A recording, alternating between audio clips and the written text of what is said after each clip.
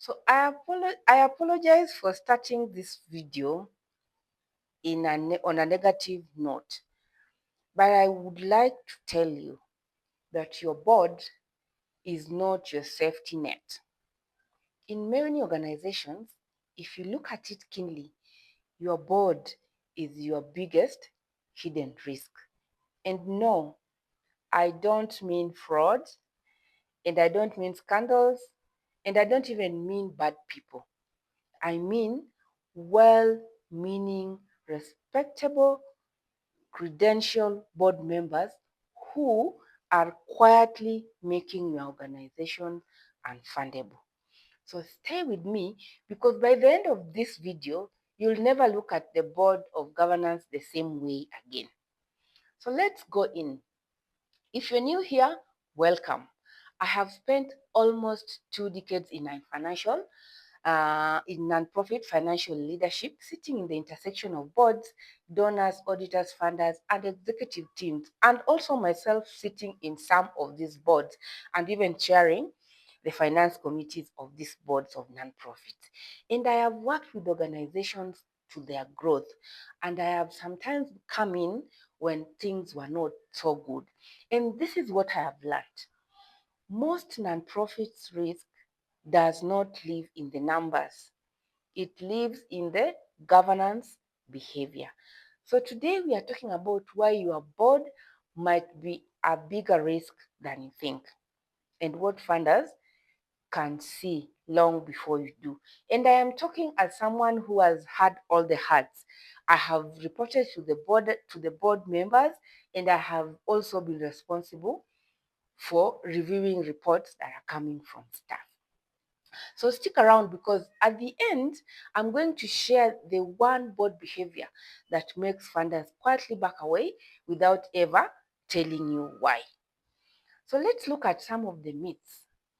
Most nonprofits define a good board like smart people, big titles, strong networks, minimal interference, shows up for meetings, and approves budgets. Sounds reasonable, right? And that is the usual expectation. Fair enough. But here is the other truth that you may not be confronting. A passive board is not a low risk board. It is a liability disguised as stability. Think of it this way: your board is not meant to be a seatbelt. It's meant to be the navigation system of your organization.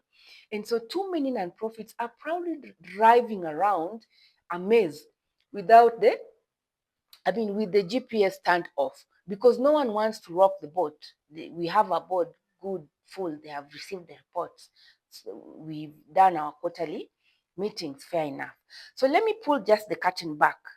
When funders assess your organization, they're not just looking at your financial statements, your programs, and your impact metrics. They watch how your board behaves, especially around money. Here are the questions funders are silently asking. Sometimes they will not directly ask them. Does the board challenge leadership, or they're just rubber stamp decisions? Can board members explain the financial model without the CFO rescuing them? Do they understand reserves, sustainability, and risk trade-offs? Or are they governing from vibes and goodwill? All those are questions that your funders are asking as you communicate to them through your funding cultivation. But here is the kicker: because a funder, to a funder, board behavior is a proxy for future failure or for future resilience. So funders don't need proof of dysfunction. They only just need to see the signals. And so let's talk about the risk that doesn't show up in audits. Risk one, the hands of boards. This is the board that says, we trust management completely. Sounds supportive, good enough, feels empowering. But what funders hear when they see this kind of a hands of bodies, there is no real oversight. So trust without structure is not governance, it is actually abdication.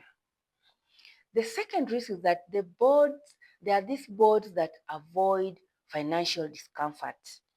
These boards, they rush through financial reports, they avoid tough sustainability conversations, they don't ask what happens after grant funding ends, and they definitely approve budgets that quietly don't balance in real life. They don't pay attention to the numbers even as they approve the budget.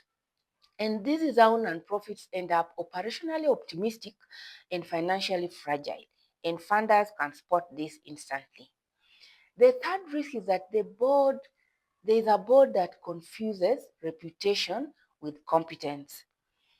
This one is subtle but definitely dangerous. Big names, respected professionals, impressive bios, but no one understands nonprofit finance. Very common. No one owns financial governance and no one takes responsibility for long-term viability.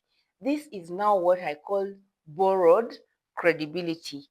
And borrowed credibility expires really, really fast. So in a moment, I'm going to tell you one thing that funders make funders lose confidence even when the numbers look fine. So let me share something from my experience. Some of the most financially risky nonprofits I've worked with or I have just like engaged with had clean audits, strong programs, and dedicated staff.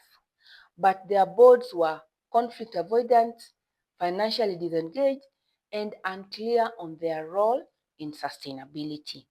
And when pressure came, funding delays, cost spikes, strategic pivots, and the board actually froze. And that is actually when organizations collapse quietly, not with scandals, but with erosion. So here is the thing I promised you earlier. The behavior that makes funders step back without explanation is that a board that cannot articulate financial risk in plain language. No spreadsheets, no jargon, just plain language. If a board member can't explain how the organization survives a funding shock, what financial risks keep them up at night, and what trade-offs they are eventually or intentionally choosing, then funders assume no one is actually in charge of sustainability and they quietly move on. So here is a strategy most nonprofits never try. Stop training your board to approve finances. Start training them to interrogate sustainability. And what does this mean? It means that the board agendas are prioritizing financial questions, not just reports. Financial storytelling is increasing and not just financial dumping. That you are normalizing discomfort and curiosity in your board meetings, and you are making financial literacy a governance expectation and not just a bonus for your board members. And in my organizational financial credibility method, this is where most organizations either level up or stall forever. Because credibility isn't built in policies, it's built in how leadership and board things together under pressure. So if your board feels calm, if meetings feel smooth, and if financial conversations feel easy, ask yourself, is this stability or is this avoidance? Because your board doesn't become risky when something goes wrong. It becomes risky when it never learned to ask the hard questions before something actually does goes wrong. So if this video challenged you even a little, that's a good sign. If you want more conversations like this about financial credibility, funder readiness, and nonprofit sustainability, I invite you to subscribe to my channel. And if you are serious about building an organization that funders trust without you constantly explaining yourself, this is the work I do.